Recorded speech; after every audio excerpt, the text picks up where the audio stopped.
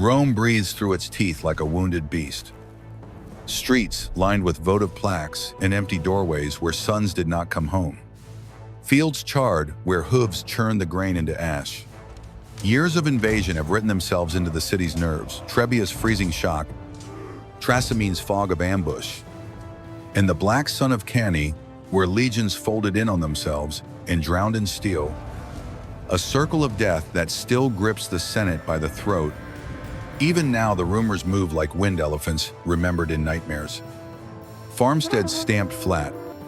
The litany of broken eagles recited by widows and every standard raised today is raised against that memory as much as against men from Carthage. Beyond the walls, the stakes widen to the edges of the sea-grain routes and silver lanes. Allied towns, watching the horizon, the weight of Italy bent under a foreign shadow, so the question hardens into iron on this field. Who decides the law of the Mediterranean in the republic that refused to die, or the empire that taught it fear? And what answer will the ground at Zama force from history? He comes into focus against a backdrop of funerals and burned fields. A young commander who learned to breathe inside catastrophe and to listen for the hinge where fear turns men or breaks them. Scipio studies defeat the way a smith studies ore, testing for hidden strength and fault. And he decides that flesh is stubborn, but morale is glass. It shivers. It splinters. It can be shattered on command. In councils, he speaks softly and people lean forward. On drills, he speaks in verbs hold. Find. Open. Swallow until movement becomes grammar and grammar becomes instinct. He carries Rome's grief like a whetstone, taking off what is dull, leaving only edge. Iberia gives him proofs. On a plain rippling with heat, he orders horns to climb from hush to storm, and he watches horses flick their ears while the enemy line tightens its jaw. In a canyon of pale dust, he rolls smoke across skirmishers and counts the heartbeats until formation blurs and spear points begin to waver. He practices vanishing cohorts, split on a pulse to make a gap that looks like refuge. Then seal it. The shock is not the cut. It is the expectation betrayed. From handlers and hunters, he learns the paths of fear in elephant flesh. How sudden noise, crossed scents, and moving voids peel courage from hide more cleanly than iron. So his doctrine hardens. Discipline is the instrument. Noise is the blade. Formation is a language that can lie. Rome will not merely resist terror, it will aim terror. Engineer it. And teach the battlefield to believe a story that kills. He sketches the field like an architect, chalking lines where men will become walls and apertures, where terror will be guided rather than met head-on. Manipular cohorts are respaced into ribs with breathing gaps, each gap a mouth that can open or close on a heartbeat. Centurions learn to count the pulse between horn blasts the way a mason counts courses of stone. The watchword is precision. A lane is never an accident. It is a promise to the enemy that will be kept only long enough to betray him. Discipline becomes a hinge, and every hinge must swing clean. Training grinds the design into flesh. On command, the front rank parts, second rank bows back, third rank anchors, and the corridor flowers like a trap that pretends to be a road. Then, another signal, and shields knit. Pile à tilt, and the mouth snaps shut. Signalers rehearse a lexicon of sound-curved horns for opening, brazen trumpets for closing, drum rolls to swell fear. Silences carved thin as a blade's edge until distance and dust cannot garble, meaning velites learn a dancer's cruelty step out to sting with light javelins at the eyes and trunk. Then wheel aside, never finishing the kill, because a living panic is more useful than a dead hulk. Scipio tests failure the way a shipwright tests a keel. What if a lane opens late? If a horn is swallowed by wind? If a rogue elephant swerves into the flank? What if panic leaks backward through the ranks like water through a seam? The answers are drills upon drills, reserve files poised to plug, counter signals shadowing primaries, spear hedges seated inside the lanes, and handlers with spare torches and thongs to turn a beast by scent and heat. By dusk, the machine hums men, signals, in space geared together, coiled quiet under the tents, ready to teach thunder which way to run. Dawn lifts a pale rim over low rises in thorn, and the wind combs a skein of dust across the open ground where hooves and sandals have already argued with the earth. The air tastes of cold metal and trampled sage. Distance shortens as light gathers, revealing standards that stir like wakeful birds and shield edges that hold the first wary shine. Between the lines lies a strip of silence, the kind that remembers fires, the kind that can split a man's breath in two. On the far side waits Carthage, layered and patient light troops, screening a darker wall. Veterans held back where the ground dips and steadies, and before them a gray front of elephants shifting like a bank storm. Their ears quiver at every twitch of leather and reed, and the mahouts sit small on broad necks, hands on iron and rope. At the center, the great captain watches with the stillness of a hand over a drum, feeling for the right pulse. Facing them, Rome is arranged with intent rather than ornament. The triplex line is not a curtain but a set of gates, cohorts aligned so that space itself becomes an ally. Corridors drawn where an unwary charge might choose to run. Scipio sits his horse in a stilled triangle of staff and standard, eyes tracing the lanes and the men who will make them breathe, while skirmishers stand forward like flint held near a fuse. On the wings, reins are tight in the fists of Masinissa and Laelius, horses fretting foam and heat, the promise of decision humming in the bit, horns sleep in their bearers' hands, hooves tamp the dawn, and the whole field holds its breath for the first sound. Along the Roman front, signalers stand like nails along a beam, curved horns resting on thighs, brazen trumpets lifted to cold lips, drums strapped tight, and shield rims ready to be struck until bronze talks to bone. Their placement is not decoration, but geometry, small teams staggered by files and ranks, so sound can travel in waves, cross itself, and come again from another angle. A tide that rises by cadence, deepens by volume, and breaks with deliberate misdirection.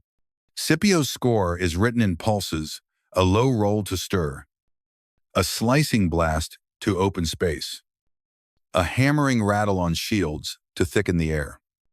Voices braided into the metal, so the field hears will and not merely noise. Across the plain, the gray mass twitches because elephant hearing runs wider than a man's, their skulls carrying thunder like bowls, their trunks tasting the wind for enemies and finding only smoke, sweat, and strange oils. Panic kindles when the world turns sudden and layered sound from all sides. Scents crossed, paths shifting underfoot, so confidence cracks before hide is cut. Then, a raised hand stills the line. Breath is measured, dust hangs like a curtain unpulled. The first blast waits at the edge of the world. A reed whistle shrieks. A hand cuts the air, and the mahouts jab iron behind the ears. The gray wall heaves as one body, pad pounding, tusks scything dust into boiling curtains that swallow horizon and sun. Leather creaks, chains rattle, eyes flash wet and rimmed with red. Trunks taste the wind and find the metallic sting of fear beneath the sharper bite of reeds. The earth becomes a drumhead under their weight, each stride a blow struck into the Roman ribs. And for a heartbeat, the world is nothing but forward. Out from the line slip the velites, lean and cruel as hounds on a leash. They advance in ripples, break, and return, their javelins thrown like horn notes short, stinging, aimed at eyes and trunks to irritate, not to kill. Shields clap as they fall back. Dust eddies around their sandals. And the sound wall climbs notch by notch, low moans from curved horns. A brazen cut from trumpets. Voice woven through metal until noise becomes command. Each sting plants a doubt in elephant flesh. Each blast unthreads the path beneath their feet. Close now tusks strike, sparks from shields. Howdah ropes snap taut. And the first beasts toss their heads against a storm that comes from every quarter. The Roman cohorts hold as if hammered into the earth. Spears tilted, shields squared. Their formations breathing in measured beats that match the unseen conductor's hand. Between maniples, space looks like mercy, straight runs of trodden ground, darker as if watered, yet the ranks neither flee nor close. And their stillness feels like thought. The herd surges toward the center, vision striped by dust and sun, threaded by cries and brass, until all directions seem wrong. Fear crawls the length of spine and trunk. Momentum fights its own shadow. The roar crests at the Roman front, a lifted tide frozen the instant before it breaks. A reed scream slices the dawn, and the line of mahouts leans as one, iron pricks burying behind leathern ears until 80 slabs of living thunder step out and turn the plain into a trembling drum. Chains chatter. Leather moans. Tusks punch curtains of dust that swallow banners and sky. And trunks lift to sip the wind only to taste metal breath. Cold oil. And the sour edge of human fear. The velites spill forward in quick ripples. Light shields cocked. Javelins thrown like horn notes, short, precise. Meant for eyes and trunks, so pain blooms without finishing the kill, then peel away on drilled feet, letting the next wave sting. While along the Roman front, a scored music climbs low, the curved horns, bright the brazen trumpets, a rain of fists on shield rims, and voices braided, so noise arrives with intention, not chaos. Close enough now to see the tremor and hide, and the white at the rim of vast eyes, close enough to hear howdah ropes groan and the scrape of tusk on boss. Yet the cohorts hold like masonry, set wet and true. Files breathing in measured measure.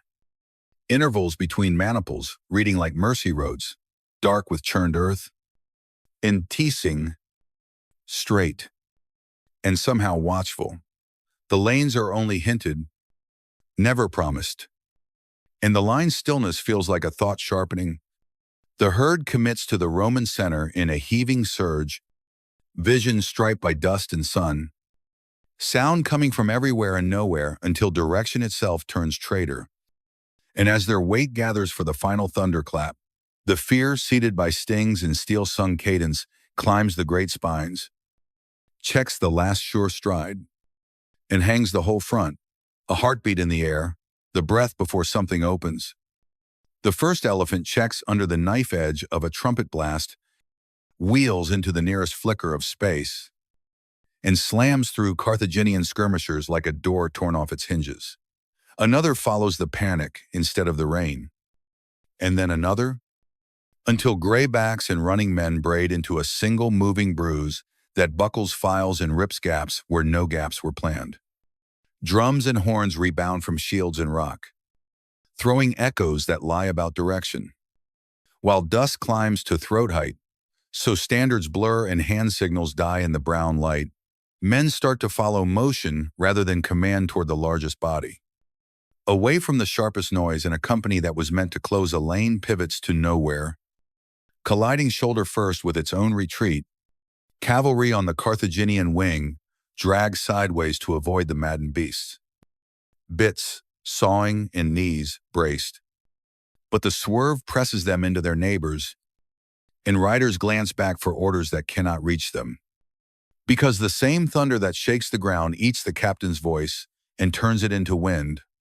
From Hannibal's center, the map will not hold. Screens tear, intervals dissolve, and the front shivers open into a raw seam that lengthens of its own momentum, Silence takes one long breath, and Scipio spends its standards dip. The principes step, and the open lanes fill with iron-like locks sliding home. Pila lift and fly, heavy shafts hissing into shields and shoulders, pinning wood to bone so arms cannot rise when the wall of rectangles arrives. The first impact is not a shout, but a shove boss to boss. Rim to rim, then the blades go to work. In short, learned strokes. Ribs and sinew measured, as if by rule. A horn note rides the quiet, and the line advances half a pace. Shields tilting to drink the return. Heels biting the soil. The rhythm, turning breath into metronome. Mercenaries and levies give way in steps and jerks. Feet catching on bodies in broken wicker. A few brave men cling to standards and are buried under them. Between blasts, Rome makes a killing music throw. Close. Cut. Press. The center stiffens, then hardens. And pressure becomes a promise kept to Blanave. Reins bite into gloved fists, while bits foam and breathe. Masinissa and Laelius hold their riders like arrows on the string, letting Carthaginian horse crash and test and stall against a hedge of spears and wheeling hooves. The first exchanges measured in half lunges, in checked pride. Then, with the Roman center beating a slow iron drum that keeps panic from leaking outward, the decision ripens spur, cry. Break contact, and the Roman Numidian tide slips past the edge of the melee, draws a clean breath, and flings itself into a long, curving run that writes a hook across the flank. Dust eats banners and faces as the pursuit stretches into a geometry of speed and distance, files opening like fingers to catch stragglers and then closing again, the line bending until the enemy's rear casts a shadow it did not have a moment before. Behind them, the steady anvil holds. Ahead, hoof thunder rises where eyes cannot yet see. It comes first as a rumor under the dust, a tremor that teaches the ground to hum, then swells into hoof thunder rolling along the Carthaginian rear. Masinissa breaks out of the haze with lances low and teeth bright, cutting into baggage screens and reserve files, turning men by the simple arithmetic of fear behind their spines. On the opposite rim of sight, Laelius appears like an answering echo, his wedge driving inward so the back of the field discovers it has become a wall. At the front, Roman horns change cadence shorter, harder, closer together, and the triplex aces moves as if pulled by a single cord. Maniples lock shields, shield, pilas spines, and step into the slack with boots biting, pressing where the line has already learned to bend. Each push redraws the ground smaller. Each shove steals a breath. A banner lists and is hauled upright by hands that cannot spare a hand. Between the two pressures, the Carthaginian formations compress into heat and noise. Files jammed hip to hip, so orders have no room to travel except as panic. Rear ranks grope for space that is gone, and front ranks brace against iron that does not stop. And the air thins until shouts sound like gasps. The ring narrows to a vice horse in the back, wall in the front, flanks folded flat, spear points meeting with a hollow knock that speaks of bone. Then comes the beatless interval between horn notes, the whole field holding its lungs as the circle tightens another finger. They stand like stones set by graves. The veterans who walked Italy for years, eyes flat, shields overlapping, until the light itself must ask permission to pass. They drink air in small sips, spacing breath to the drum of Roman horns, while the field shrinks around their sandals. Pressure turns ground into funnels where men in fear are poured together. And there the work is close, boss to ribs. Edge to tendon, the gladius writing short messages that end arguments. A fallen body becomes a step becomes a wall. And every wall is tested with iron. Gaps open, not as escape but as teeth. And when Carthaginian files pour through, The Romans bite down and the scream cuts short. Yet the old hands hold standards ringed, elbows locked. A captain's voice scraped raw as he names the cities they swore to keep. For a breath, the line stiffens, and the push falters. Hoof thunder answers that breath. Masinissa falls on the rear with a scythe's patience, riding the edges where panic gathers. Laelius drives the opposite rim, and the banner ring becomes a wheel that loses spokes. The Roman front feels the tremor and surges in time. Pila wedging shields, blades working in strokes that spend only what they must. Space and command are crushed together until they cannot be told apart. Standards tilt, are caught, then tilt again. Islands of stubborn men drown under a tide that has learned their timing. You can hear the last ligatures snap a wet music under bronze, and the long wall that guarded a continent begins to fold from the ends inward, opening a silence that will carry a name. When the noise unwinds, the field exhales a slow collecting of standards, a roll of names spoken into dust. The last blades wiped on cloaks and sheathed with hands that shake. Bodies lie where the earth decided to remember them. The living sort the dead by emblems and prayers. And the afternoon light goes quiet over trampled sage. Messengers ride out with terms already growing in their mouths.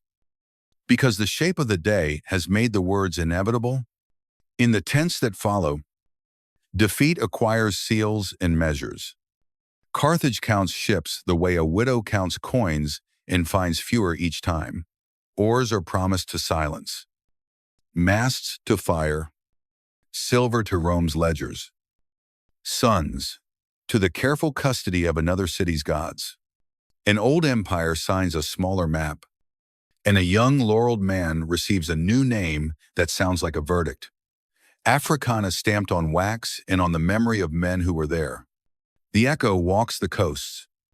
Allied towns pull their gates wider toward Rome. Sea lanes bend as if the wind has changed its mind. Merchants and magistrates learn the new arithmetic of fear and favor. In council halls, far from the smell of blood, statesmen will say that elephants were broken by iron. But the soldiers who lived know better noise and space, and timing cut deeper than bronze. And terror, once caught and turned at, can devour its maker. Zama writes it, plain mind masters muscle, when discipline gives thought a body, and the inscription does not fade. From this ground, Rome begins to think of itself as referee and author in a theater without walls. And every shore hears the sentence carried by the surf,